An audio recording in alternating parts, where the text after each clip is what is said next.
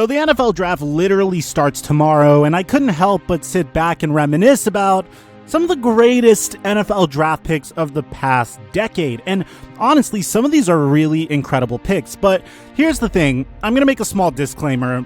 I'm about to make a list compiling the best NFL draft prospects of the past decade, and that might mean that some players in the top 5 will obviously be omitted despite being the best player in the overall class. Typically what I look for is how this player's career turned out versus the pick that he was. So if someone ended up having a Hall of Fame career like Tom Brady, and he was drafted in the 6th round, then obviously that's going to take precedence over someone that had a Hall of Fame career and was drafted at the end of the 1st round. Before we jump into the content, guys, if you are new to my channel and you love football, please take a moment to leave a like, subscribe, and turn notifications on so you could be alerted every time I drop a new video.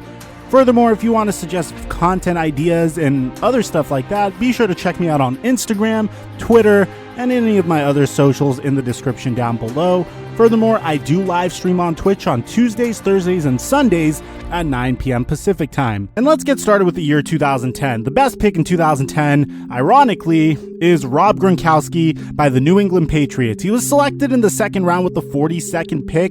And this is a very strange draft at the time for the New England Patriots because they also drafted Aaron Hernandez in this draft, who initially had a 1st round grade on him, but there were some off the field issues that teams were kind of wary of, and that's the reason why Aaron Hernandez slipped all the way to the Patriots later on in that draft. Kind of crazy, right? Who would have thought? But we all know Rob Gronkowski just got traded to the Tampa Bay Buccaneers, but you cannot discount how incredible he was for the New England Patriots.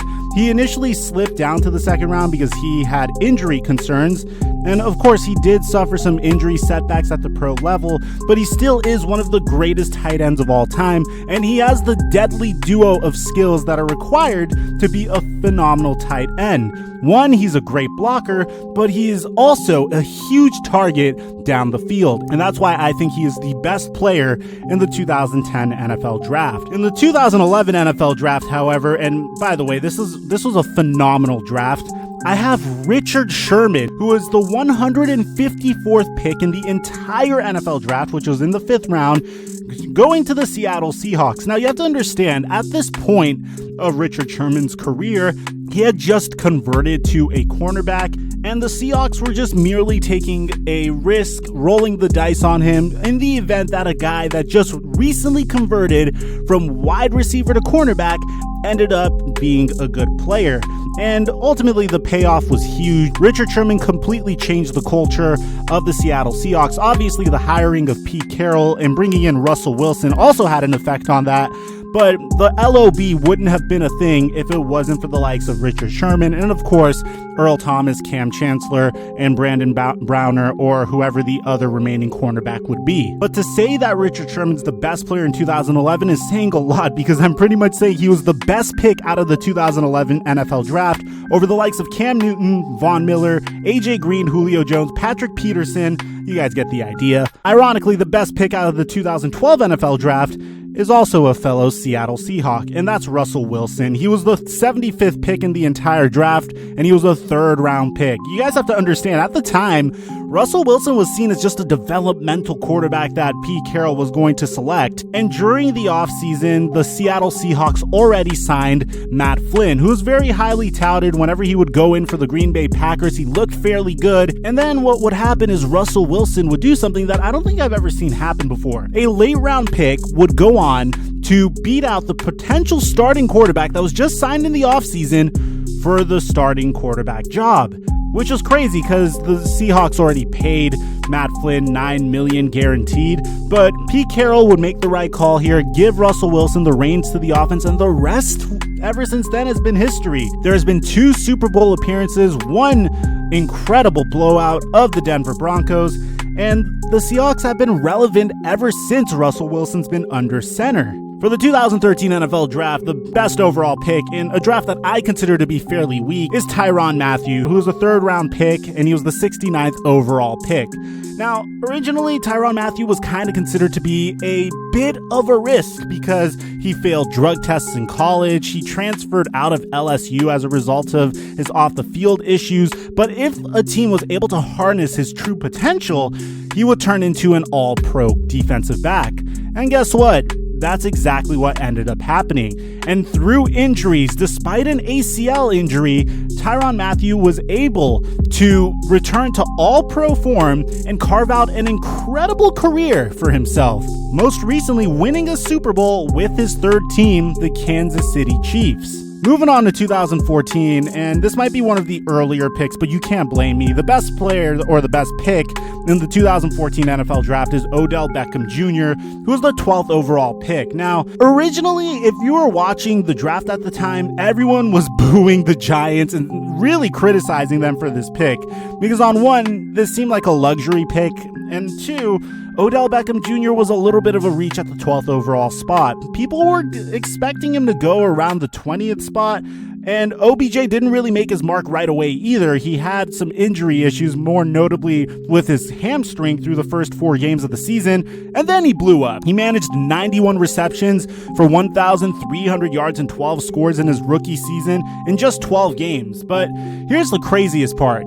He has been able to at least attain 1,000 yards receiving in each and every season that he's played at least 10 games or more. We all know what ended up happening with him. He's currently on the Cleveland Browns, and he's the subject of some trade rumors, but there's no questioning how much of a game changer Odell Beckham Jr. is every time he steps on the field. The 2015 NFL Draft was very hard for me. I was really tied between Frank Clark and David Johnson, but ultimately I'm gonna have to go with David Johnson. I know recently he hasn't had the greatest luck, but when David Johnson was completely dominating for the Cardinals in the 1 year that he was absolutely unstoppable.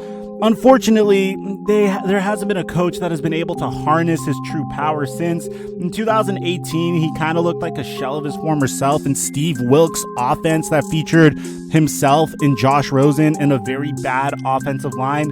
Last year, you could say the same thing, more or less. I'm hoping he bounces back this year. And let me know in the comment section down below if you think Frank Clark deserves this position over David Johnson. It was a very, very close call because David Johnson was a third-round pick and the 86th overall pick, whereas Frank Clark was a second-round pick and the 63rd overall pick. But Frank Clark has also been a beast for the Seattle Seahawks and eventually the Kansas City Chiefs. I had trouble choosing between these two, but ultimately I went with David Johnson. But props to Frank Clark, man. 43 sacks in 5 seasons is no easy feat. Now, my favorite player on this list, and I might be biased because I'm a Dallas Cowboys fan, is the best pick in the 2016 NFL Draft, and that's Dak Prescott. He was drafted in the 4th round. He was the 135th pick in the NFL Draft, and we all know, man, Dak has been one of the most underrated, I know I'm saying this and you guys are going to go crazy, underrated quarterbacks in the entire NFL. And like, here's the thing, we can look at his face value statistics. His rookie season was amazing. He threw 23 touchdowns to 4 interceptions in his rookie season alone, but he's always been very proficient with taking care of the ball. He has a career 65.8% completion percentage, has thrown 97 touchdowns to 36 interceptions. Say what you want about Dak. If you're a team that is desperate for a quarterback, if you're a team like the Jacksonville Jaguars, you would do anything to get a player like Dak Prescott on your team. And the fact that the Cowboys were able to get that with a mere 4th round pick is impressive to say the least. Bro, best pick in the 2017 NFL Draft shouldn't come as any surprise to anyone. And I don't think we're going to have to analyze this that long. I don't think I'm going to have to even justify it for that long. The best pick in the 2017 NFL Draft is the 10th overall pick, Patrick Mahomes. And the reason why I'm picking Mahomes here as opposed to another late round pick is because there hasn't been a player that has been as dominant as Patrick Mahomes since entering the NFL. We've never seen a player literally come in and change the way the NFL is the way Mahomes did. Literally, this guy is only 24 years old, You can make the argument that he hasn't even entered his prime yet, and he's doing things that we have never seen before. In terms of value pick, if you really want to sit down and go into the best third-round pick, we could slot in Alvin Kamara here, but dude, Patrick Mahomes is way too much of a game changer to not put him at this spot. Though these later picks are going to be a little bit more difficult because obviously their careers haven't been as long. So for 2018, this was very easy for me to do. The best pick in this entire NFL draft has to be the 32nd pick in the NFL draft, also known as Ozzie Newsome's final pick as a general manager. Well, final first-round pick as a general manager, and that's Lamar Jackson. We saw what Lamar Jackson did this past year. You can make the argument that he wasn't able to show up in big moments, but you can't deny the fact that the Baltimore Ravens have a phenomenal player to build around for the future. Jackson's only 23, and the way he developed from year 1 to year 2 was absolutely remarkable. I can't wait to see how the rest of his career goes. And then we get to the 2019 NFL draft. This one was probably the hardest because most of these players didn't do anything to absolutely blow my mind. And you can make an argument for so many players here, so please don't take it to heart if you disagree with this pick. But I went ahead and chose Josh Jacobs. He was an absolute game changer, extremely underrated for the Oakland Raiders this year. In his rookie season in 13 games, he was able to rush for 1,150 yards, 4.7 yards per carry, 7 touchdowns. He was a great pick, and if you disagree with this pick, let me know why in the comment section down below.